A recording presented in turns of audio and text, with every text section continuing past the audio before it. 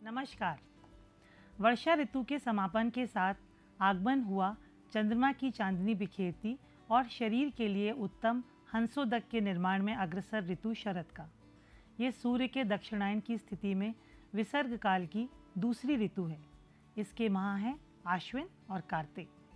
अंग्रेजी महीने में शरद ऋतु सितंबर से नवंबर के मध्य पड़ती है। इस ऋतु का नाम लेते ही शरद पूर्णिमा की चांदनी को अपने में घोले स्वास्थ्य के लिए उत्तम सुस्वादु अमृतमयी खीर की याद बरबस आ जाती है।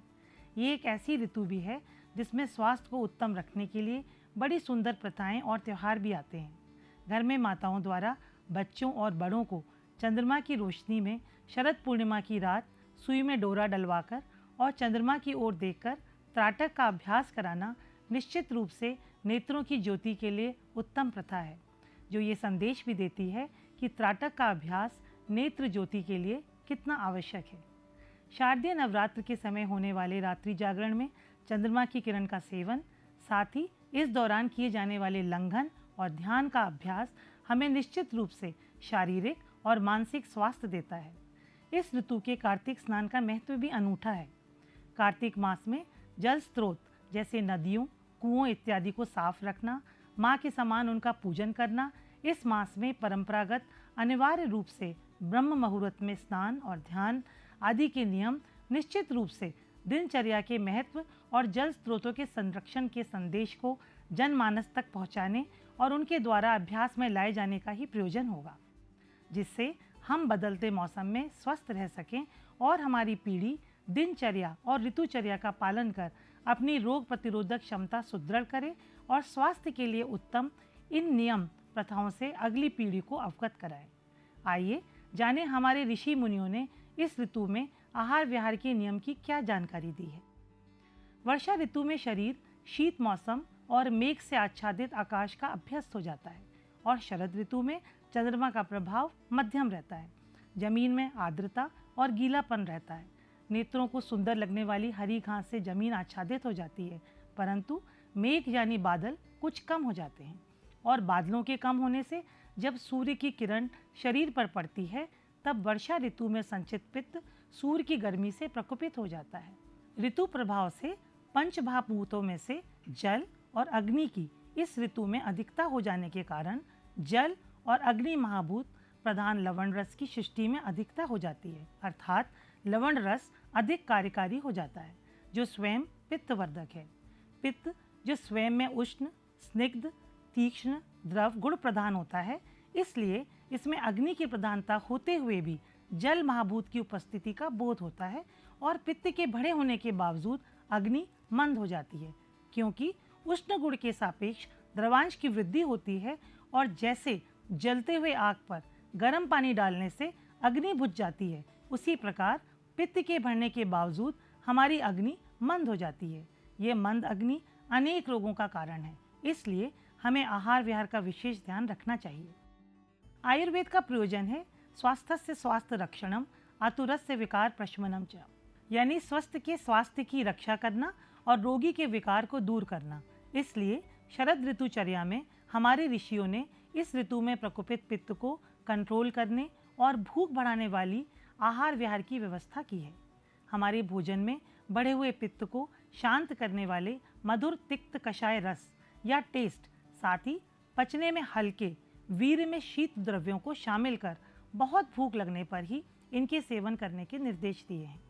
इस ऋतु में अम्ल, लवण और कटु रस का सेवन स्वास्थ्य के लिए प्रतिकूल समझ इन रसों का सेवन नहीं या न्यूनतम करना चाहिए, क्योंकि ऐसे द्रव्य पित्त को प्रकोपित कर रक्त धातु की भी दुष्टि कर अनेक पित्तज रोग और ब्लड डिसऑर्डर्स उत्पन्न करते हैं, जैसे गले और छाती में जलन होना, खट्टी डकार का आना, त्वचा के रोग होना, खूनी बवासीर होना, नाक से खून आना, बाल झड़ना, बालों का पकना, पेशाब में जलन होना, शरीर में ऐसा महसूस होना जैसे बुखार से शरीर जल रहा हो, आंखों में जलन होना, मुख में छाले पड़ना इत्यादि।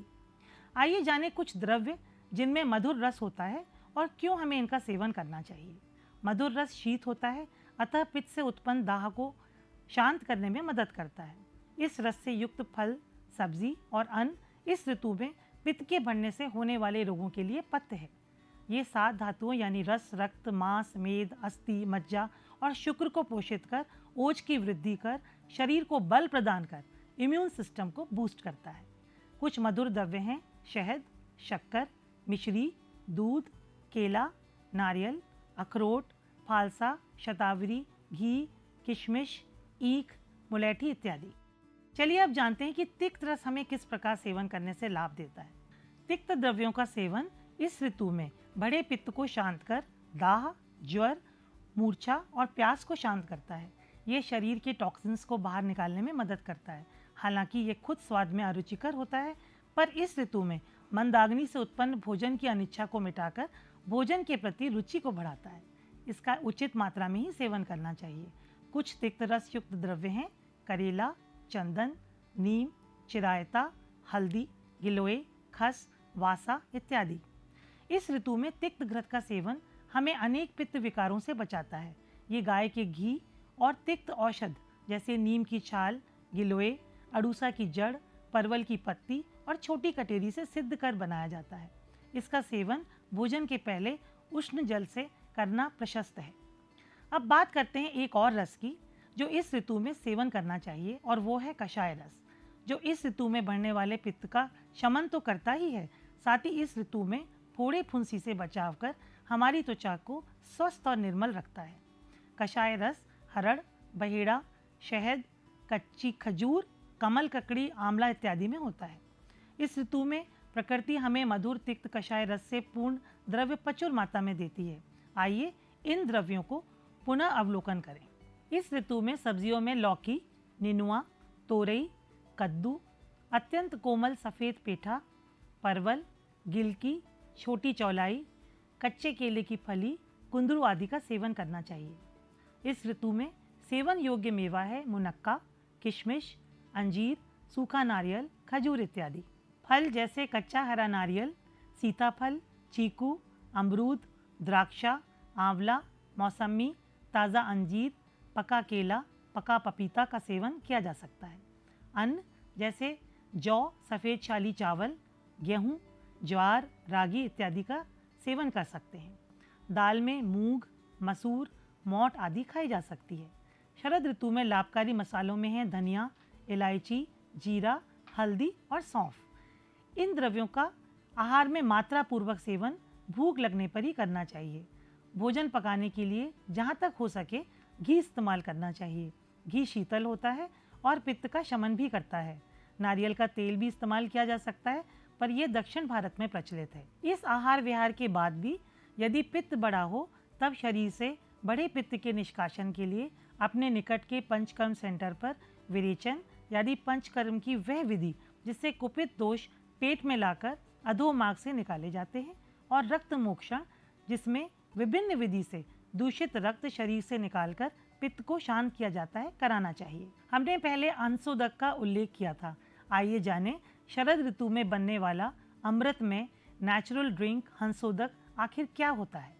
दिन में सूर्य की किरण से गर्म, रात्रि में चंद्रमा की किरण से शीतल होने की वजह से और अगस्त्य तारा के इस ऋतु में प्रकट होने से और उसके प्रभाव से विष रहित हुआ जल हंसोदक कहलाता है। यह पवित्र और साफ हंसोदक शरद ऋतु में पीने से पित्त का शमन करने वाला और अमृत के समान फल देने वाला होता है। इसका नाम हंसोदक रखने का कारण माना जाता है कि यह जल इतना साफ और गुणकारी होता है जितना साफ और शुद्ध जल हंस पीते हैं। इस ऋतु में अपने आसपास सुंदर खुशबूदार पुष्प लगाएं, साफ हल्के रंग की और सूती कपड़े पहने।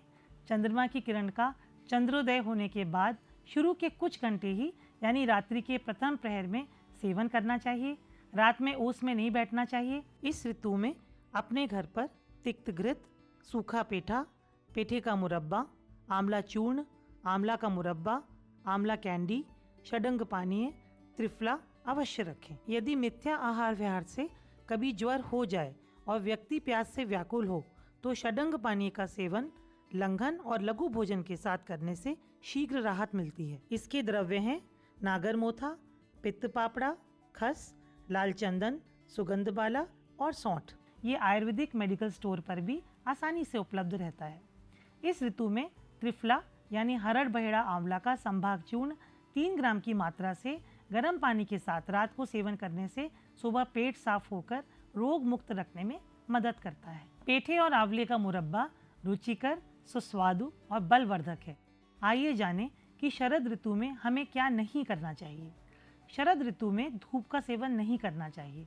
रात्रि में ओस से बचना चाहिए। वसा, चर्बी, तेल तीनों पित्तवर्धक हैं, अतः इनका प्रयोग नहीं करना चाहिए। कटु, अम्ल, लवण रसों का सेवन नहीं करना चाहिए। कटु मतलब मिर्च, गरम मसाला इत्यादि। अम्ल पदार्थ जैसे सिरका, मट्ठा, शराब इत्यादि। अधिक मात्रा में नमक, देर से पचने वाला भारी भोजन नहीं करना चाहिए। दिन में सोना बंद कर देना चाहिए। हालांकि वृद्ध, बालक, गर्भिणी के लिए ये नियम नहीं है। शेष सभी शवासन में थोड़ी देर थकावट मिटा सकते हैं। पूरब की तरफ से आने वाली वायु का सेवन छोड़ देना चाहिए। इस हवा में आर्द्रता होती है, जिससे आर्थराइटिस के पेशेंट में दर्द बढ़ सकता है। शरद ऋतु में अनेक रोग प्रबल होते हैं, परंतु शरद ऋतुचर्या में बताए गए आहार विहार के नियम का पालन करके हम स्वस्थ एवं प्रसन्न रह सकते हैं।